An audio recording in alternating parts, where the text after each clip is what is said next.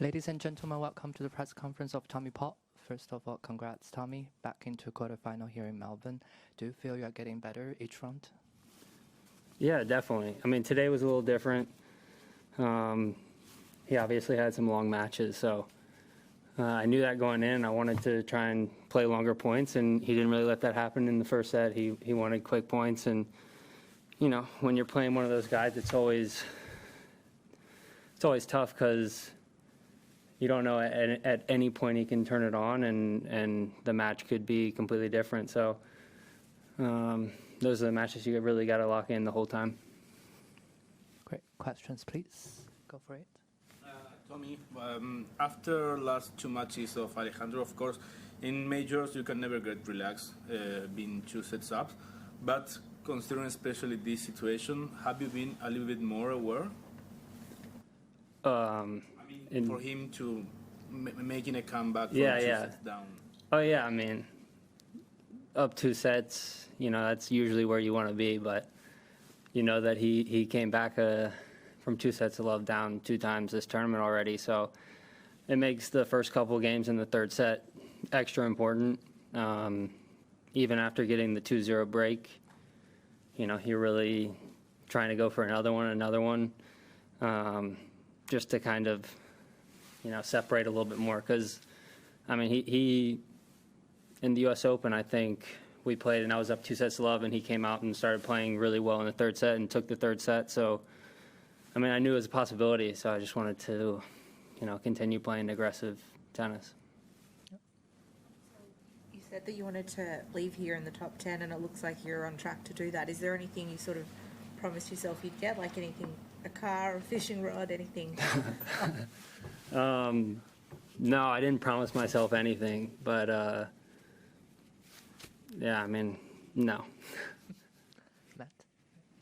Usually when you've been in this part of the tournaments in the past, people like Francis and Taylor are with you now. With a couple of other American faces are there. Have you had much contact with them these last 10 days or even over the last year? Like, do you have much of a relationship with or practice with Lerner and Alex? With Mickelson, I've played him a couple times, and maybe we've warmed up or something. I don't know that we've practiced too much together, but yeah, I mean, in the locker room with Mickelson, we talk all the time, talk football, talk basketball.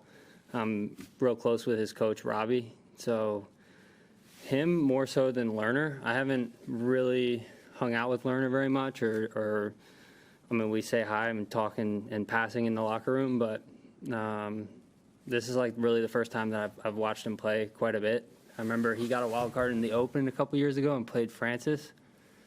But other than that, I mean, he kind of dominated the Futures and Challengers last year, and obviously he's climbed through the rankings very quickly. So, I mean, I think he's someone we're going to see a lot of on tour. Can I ask you what you see in their games and sort of like give an assessment of them and why you think they're having so much success this early?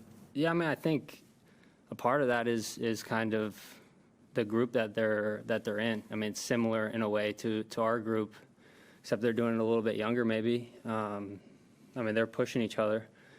Mickelson kind of, I would say, broke through first in that group, and he's a crazy good competitor, really. And I don't really see too many holes in his game.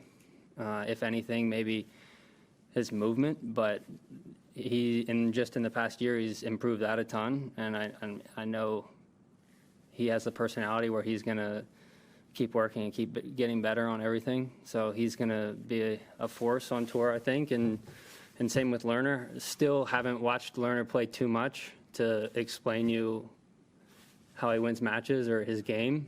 But, I mean, obviously, he went on, I remember last year he went on a 25-match win streak. And at any level, that's not easy to do. So obviously he knows a little something about winning matches. What would you say you learned about either preparation or playing these matches from your past runs to semis here, quarterfinals in New York, getting to these last few matches of a tournament at a Grand Slam level? I would say just like taking care of your body is so important. You want to go on the court for these 3 out of 5 set matches, willing and able to play 5. And I mean, I always put extra emphasis on the 3rd set in 3 set matches, or in 3 out of 5 set matches. It's such an important set, whether you're up 2 sets to love, whether it's a set apiece or you're down 2 sets. That 3rd set is huge. But I mean, if you can, for me, I think staying physical from the first point of the match to the end of the match is huge, and that's what gives me a bit of an edge. Connected to that, if I can follow up, does it therefore make it a bigger deal to not have had to go through as much today? I mean, you weren't out there that long. It's not as high intensity. I mean, you can ask that question any player on tour, and they'll all say it's, you want to win matches quick when you're playing 3 out of 5. It's nice because, I mean, I haven't, this week I did something a little different where I haven't practiced on the days in between my matches at all. Like I haven't even stepped on the court just because I started with a 5-setter and my body was a little tired, and every match has gotten a little shorter since then. So, I mean, my body feels great right now, and especially after the match today, it was a pretty short one. So, it's helpful going deep in the tournaments. Anyone? No, David? Tommy, top 10 or not, you are definitely playing the best tennis of your career. I mean, you are being competitive in every surface, clay, grass, hard course, of course.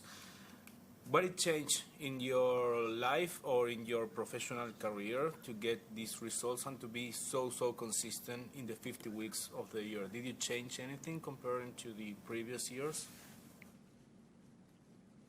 I mean, I think everything's just a little bit more, scheduled.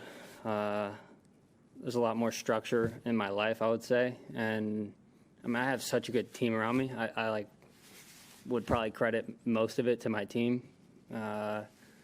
Keeping my body healthy is huge throughout the whole year. I mean, last year I had one setback with a rolled ankle, and we were back on court in 2 weeks playing a tournament 3 weeks later, which that wouldn't have been the case before. We're just much more on top of things, and I mean, we're working hard in everything that we can.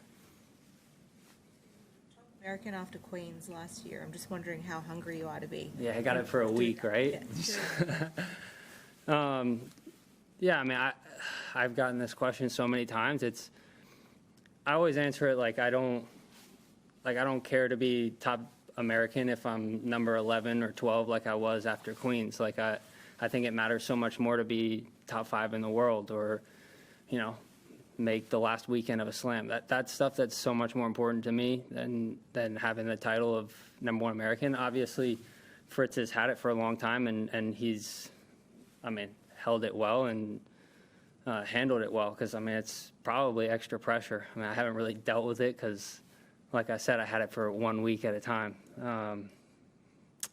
But, yeah, to answer your question, it's not something that I think about a ton. Like, I'm just kind of in my lane trying to get better every day. One more? Yep. Bit of a random thing, but something we see in tennis is this writing on the camera lens after matches.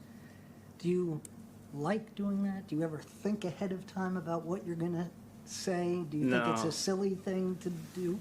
I mean, if they like it, if they like it, I'll keep signing. But I don't think of what I'm going to sign. I just sign my name every time.